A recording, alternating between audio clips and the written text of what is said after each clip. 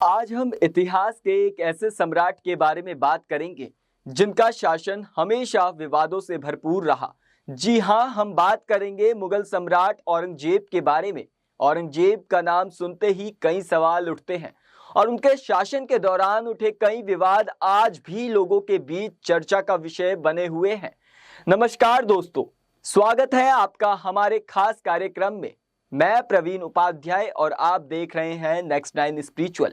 तो चलिए जानते हैं औरंगजेब के बारे में और उनके शासन के कुछ महत्वपूर्ण पहलुओं के बारे में जिन्होंने उन्हें भारतीय इतिहास में एक विवादित शासक बना दिया। कुछ लोग उन्हें एक कठोर शासक मानते हैं तो कुछ उनके धार्मिक दृष्टिकोण पर सवाल भी उठाते हैं। औरंगजेब ने अपनी नीतियों और कड़ी शासन व्यवस्था से कई विरोधों का जन्म दिया, लेकिन क्या आप जानते हैं कि उनके शासन में ऐसे कौन से फैसले थे जिनसे वह हमेशा विवादग्रस्त रहे? मुगल बादशाह औरंगजेब का जन्म 21 अक्टूबर 1618 को भारत में मुगल साम्राज्य की नींव रखने वाले बाबर के खानदान में हुआ। वो मुमताज महल और मुगल सम्राट शाहजहां के तीसरे बेटे थे। औरंगजेब की अगर शादी की बात करें तो उनका निकाह 18 मई 1637 फारस के राजघराने की खूबसूरत दिलरास बानो बेगम के साथ हुआ था। यहां आपको ये जानकारी देते चलें कि दिलरास बानो बेगम के अलावा भी औरंगजेब की कई और बीवियां भी थीं। औरंगजेब के कुल 6 बच्चे थे, जिनमें से 5 बेटे और एक बेटी थी। 1645 की बात है जब औरंगजेब को मुगल साम्राज्य का सबसे समृद्ध और खुशहाल गुजरात राज्य का सूबेदार बना दिया गया। औरंगजेब ने अपनी कुशल रणनीतियों और सैन्य शक्तियों का बेहतर इस्तेमाल करके गुजरात में बेहद अच्छा काम किया और वहां पर जमकर विकास कार्य भी करवाया।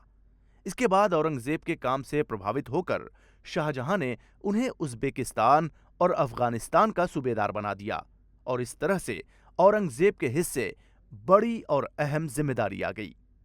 शाहजहां ने औरंगजेब को दोनों राज्यों की जिम्मेदारी इसलिए भी दी थी ताकि उनके कुशल प्रशासन की वजह से वहां पर तरक्की हो सके। खैर, यही वो दौर था जब औरंगजेब की बेहतर कामों और कुशल रणनीतियों की वजह से उनके पद और प्रतिष्ठा में लगातार तरक्की होती रही। यही वो दौर था जब उन्हें सिंध और मुल्तान का गवर्नर भी बनाया गया। औरंगजेब के जरिए किए जा रहे तमाम विकास कार्यों की वजह से उन्हें एक योग्य और कुशल प्रशासक माना जाने लगा। ये वही वक्त था जब 1652 में औरंगजेब के पिता शाहजहां की तबीयत इतनी ज्यादा खराब हुई कि उनके बचने की उम्मीद ना के बराबर थी। ठीक इसी वक्त शाहजहां के तीनों बेटों के बीच में मुगल वंश का उत्तराधिकारी बनने की होड़ मच गई। तीनों बेटों में मुगल सिंहासन को पाने के लिए जंग छिड़ गई।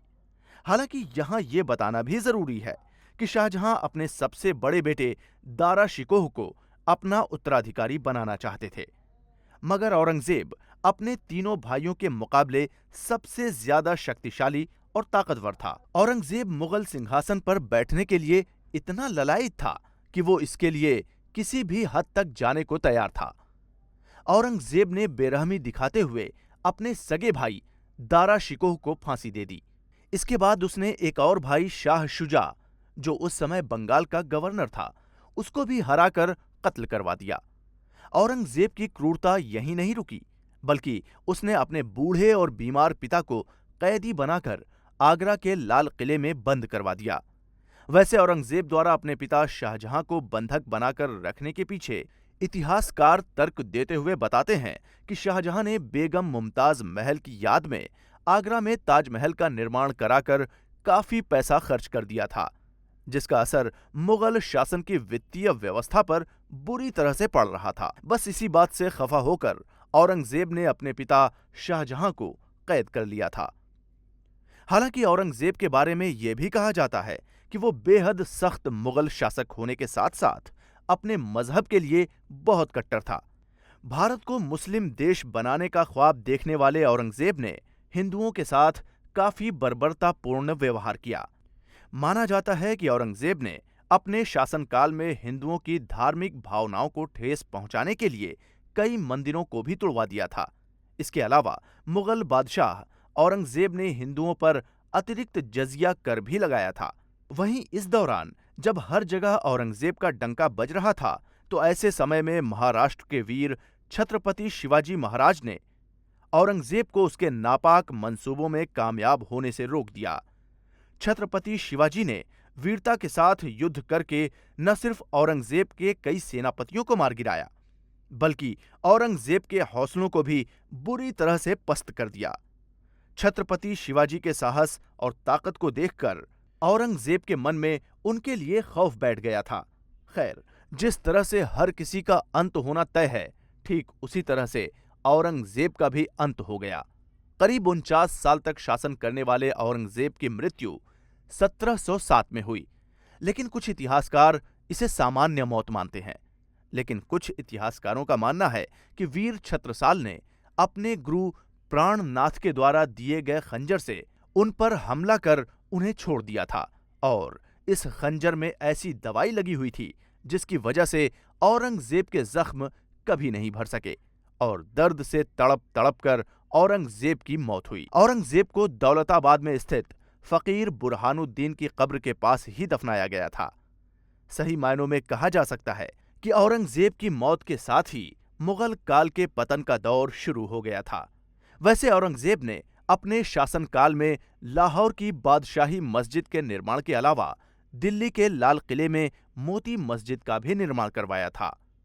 औरंगजेब ने अपनी बेगम रूबिया दुर्रानी की याद में बीबी का मकबरा भी बनवाया था। तो दोस्तों, आज हमने औरंगजेब के जीवन के कुछ महत्वपूर्ण और विवादों से घिरे पहलुओं के बारे में जाना।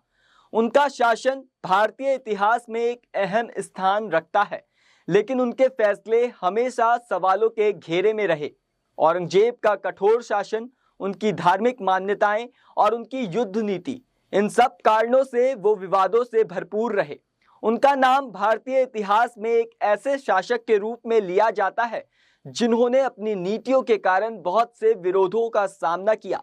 लेकिन क्या औरंगजेब के फैसले सही थे? क्या उनके द्वारा लिए गए निर्णय भारतीय समाज के लिए सही थे, या फिर उन्होंने कुछ गलत किया? इस पर आपकी क्या राय है?